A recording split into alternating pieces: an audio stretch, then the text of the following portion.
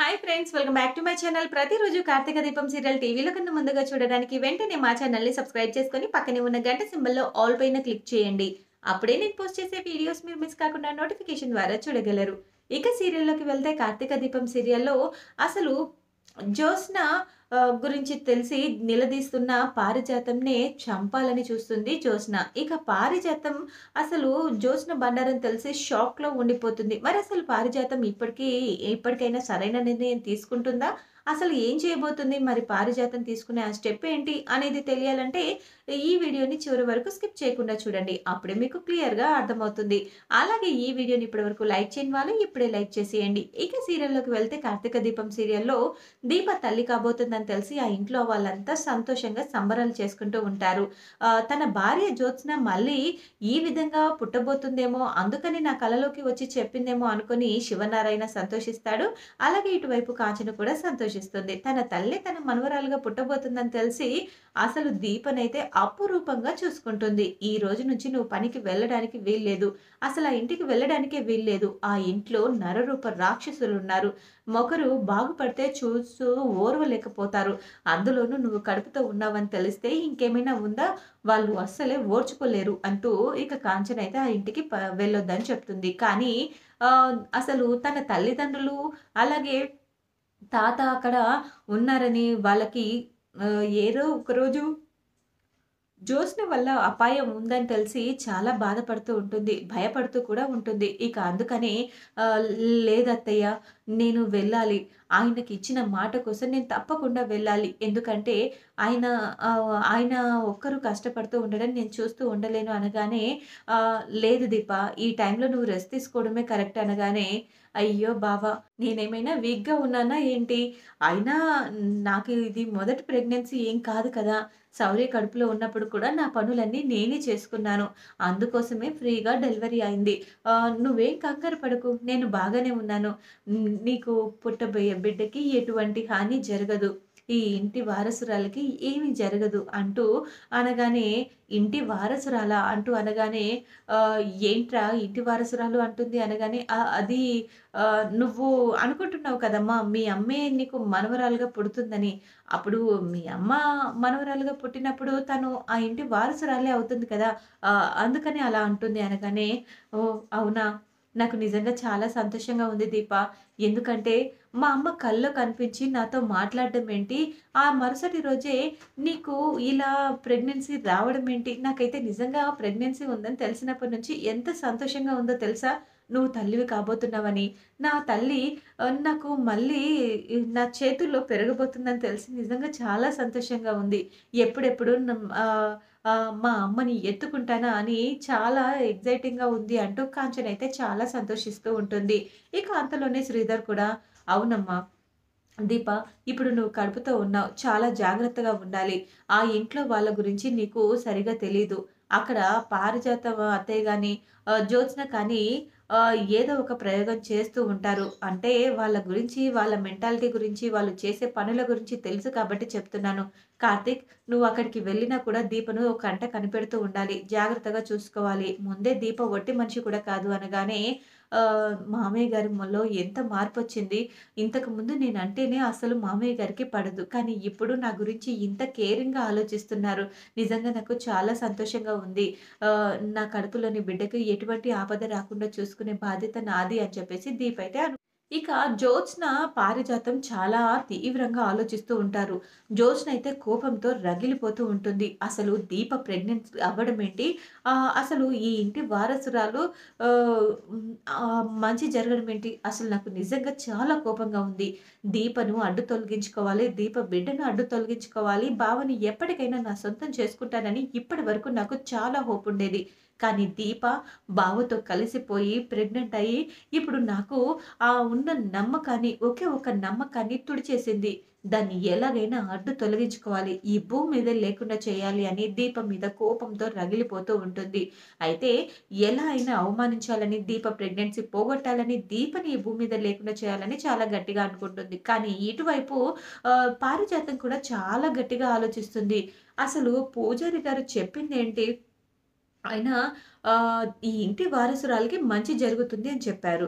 ఈ ఇంటి వారసురాలు వాళ్ళందరి దృష్టిలో జ్యోత్స్న.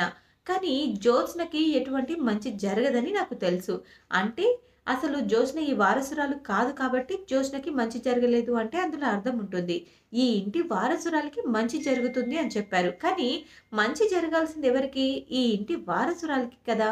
మరి జ్యోత్స్న కాకుండా దీపకెందుకు మంచి జరిగింది? అసలు దీప గురించి జ్యోత్స్నెందుకు అంతగా ఆలోచిస్తుంది? అసలు దీపకు మంచి జరగడం ఏంటి? ఆ ఇంటి వారసురాలు అంటే మా వారి మొదటి భార్యైన ఆ జ్యోత్స్న ఈయనకు కలలో కనిపించడం ఏంటి? నేను త్వరలోనే మీ అందరి ముందుకు మళ్ళీ వస్తున్నాను. మీరు నేను లేకుండా ఉండలేరు అని తెలుసు అని అనడం ఏంటి? మళ్ళీ అలా కల వచ్చిన నెక్స్ట్ డేనే దీప ప్రెగ్నెంట్ అవ్వడం వెనుక అసలు రహస్యం ఏంటి? నిజంగా అంటే కొంపదీసి దీపే ఇంటి అసలైన వారసురాలా? అంటూ అనుకుని చాలా టెన్షన్ పడుతుంది. ఛ! అయ్యుండదు. అలా ఆలోచిస్తూ ఉండడం, దీప గురించి జ్యోత్స్న చాలా సార్లు చెప్పబోయి ఆగిపోవడం, అలాగే జ్యోత్స్న దీప విషయంలో టెన్షన్ పడుతుండడం, కార్తీక్ కూడా ఈ ఇంటి వారసురాలు అంటూ కొన్ని కొన్ని సార్లు అర్థమయ్యేటట్టు మాట్లాడడం చూసి అదంతా గమనిస్తే పారిజాతంకి అనుమానం వస్తుంది. అంటే నిజంగానే దీపే ఇంటి అసలైన వారసురాలా? ఈ విషయం జ్యోత్స్నకి తెలుసా? అంటే జ్యోత్స్న కావాలని ఇలా చేస్తుందా? లేక జ్యోత్స్న దీపం మీద కోపంతో చేస్తుందా? లేక ఈ ఇంటి వారసురాలన్న నిజం తెలిసి చేస్తుందా? అసలు దీపే ఇంటి అసలైన వారసురాలా?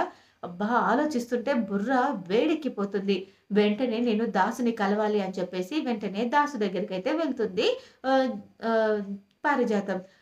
దాసు నేను నీతో ఒక ముఖ్యమైన విషయం గురించి మాట్లాడాలి అనగానే, ఏంటమ్మా అది? అనగానే, నేను ఒక విషయం గురించి అడుగుతాను నిజం చెప్తావా? అనగానే, ఏంటమ్మా నీ కొడుకునే అనుమానిస్తున్నావా?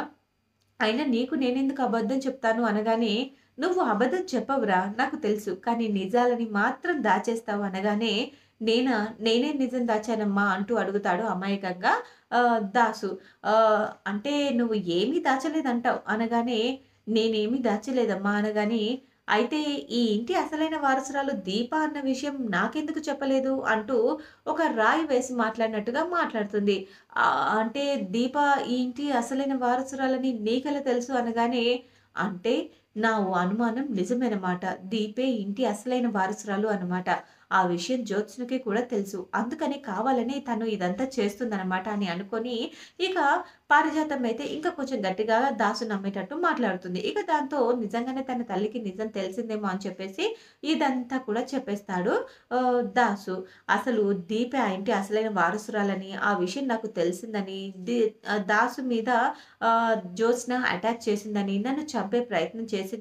ఇప్పుడు తన తల్లిదండ్రులని, తన తాతని కాపాడుకోవడానికి దీప ప్రెగ్నెంట్ అయినా కూడా ఆ ఇంటి దగ్గర పని చేయడానికి ఒప్పుకుంటుందని, దీపకు మంచి చేయాలని, దీప విషయంలో మీరు ఏదైనా చెడు చేయాలని చూస్తే నేను ఊరుకోను అని చెప్పేసి పారిజాతంకైతే గట్టిగా వార్నింగ్ ఇస్తాడు దాసు. ఆ తర్వాత దాసు మీద అటాక్ చేసింది జ్యోత్స్న అని తెలిసిన తర్వాత కోపంతో రగిలిపోతుంది. "ఏం మాట్లాడుతున్నావురా నువ్వు? నీ మీద జ్యోత్స్న అటాక్ చేయడం ఏంటి? నాకేమి అర్థం కావట్లేదు" అనగానే, అవునమ్మా. నా మీద అటాక్ చేసింది జ్యోత్స్నే. జ్యోత్స్న నుండి నన్ను దశరథ అన్నయ్య కాపాడాడు.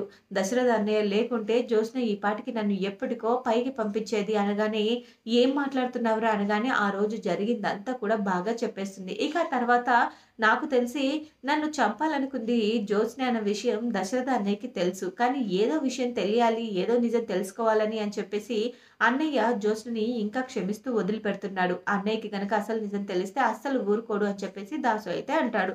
ఇక తర్వాత తన కొడుకుని చంపాలని చూసింది జ్యోత్స్న అని తెలిసిన తర్వాత ఇక పారిజాతం కోపం అయితే ఆహ్, అస్సలు భరించలేకపోతాం. అసలు పారిజాతం అయితే ఆవేశంగా జ్యోత్స్న దగ్గరికి వెళ్తుంది. జ్యోత్స్న ఆలోచిస్తూ ఉండగా ఇక జ్యోత్స్న మీద కోపంతో రగిలిపోతూ అక్కడికైతే వెళ్తుంది. అక్కడికి వెళ్ళిన తర్వాత జ్యోత్స్న చెంప చెల్లుమనిపిస్తుంది. "నీకు ఎంత ధైర్యం ఉంటే నా కొడుకునే చంపాలని చూస్తావా?" అంటూ అనగానే గ్రానీకి నిజం తెలిసిపోయింది. అసలు ఈ నిజం ఎలా తెలిసింది? ఈ ఒక్క నిజమే తెలిసిందా? లేక ఈ దీపే ఇంటి అసలైన వారసురాలన్న విషయం కూడా తెలిసిందా? అనగానే ఇంకా మళ్ళీ ఆ చెంప, ఈ చెంప వాయిస్తూ అసలు దీప గురించి కూడా దాచినందుకు చాలా గట్టిగా తిట్టేస్తుంది. "ఏంటి రెచ్చిపోతున్నావు? నువ్వేదో పెద్ద అంతా అందరికీ మంచి చేసే దానిలాగా మాట్లాడుతున్నావు. నువ్వు చేసిన పాపాల చిట్టా నన్ను విప్పమంటావా? ఈ విషయం గురించి బయట పెడితే దాసుని చంపాలనుకున్నది నేనే అన్న విషయం నువ్వు బయట పెడితే నువ్వు చేసిన బండారం మొత్తం కూడా నేను ఇంట్లో వాళ్ళతో చెప్పేస్తానంటూ భయపెడుతుంది. ఏంటి నీవు మంచిగా ఉండాలని, ఈ ఇంటి వారసురాలుగా నువ్వు ఉండాలని, నీకు మంచి జరగాలని కోరుకున్న నన్నే బెదిరిస్తావా అనగానే, ఇంకొక్కసారి నన్ను బెదిరించాలన్నా, నన్ను ఏదైనా చేయాలని చూసినా కూడా నేను అస్సలు ఊరుకోను. నిన్ను చంపడానికి కూడా వెనకాడను అంటూ ఇక తన గ్రాని గొంతు పట్టుకొని పిసికేసే ప్రయత్నం చేస్తుంది. ఇక దానిపైన పారిజాతం పైన ఆహ్, హత్యాయత్నం ప్రయత్నం చేస్తుంది. ఇక చూడాలి మరి తర్వాత ఎపిసోడ్‌లో ఏం జరగబోతుందో. మరి ఇప్పటికైనా తను పామునికి పాలు పోసి పెంచుతున్న విషయం తెలుసుకోవాలని, అలాగే జ్యోత్స్నకి బుద్ధి రావాలని, అలాగే జ్యోత్స్న చేసిన పనులన్నీ బయట పెట్టాలని, దీప ఇంటి అసలైన వారసురాలని తన నోటితోనే పారిజాతం చెప్పాలని ఆశిద్దాం. ఈ వీడియో గనుక మీకు నచ్చినట్లయితే లైక్ చేసి షేర్ చేయండి. మా ఛానల్‌లోని మరెన్నో లేటెస్ట్ అప్డేట్స్ కోసం వెంటనే మా ఛానల్‌ని సబ్స్క్రైబ్ చేసుకొని పక్కనే ఉన్న గంట సింబల్‌లో ఆల్ పైన క్లిక్ చేయండి. అప్పుడే నేను పోస్ట్ చేసే వీడియోస్ మీరు మిస్ కాకుండా నోటిఫికేషన్ ద్వారా చూడగలరు. Thanks for watching my video.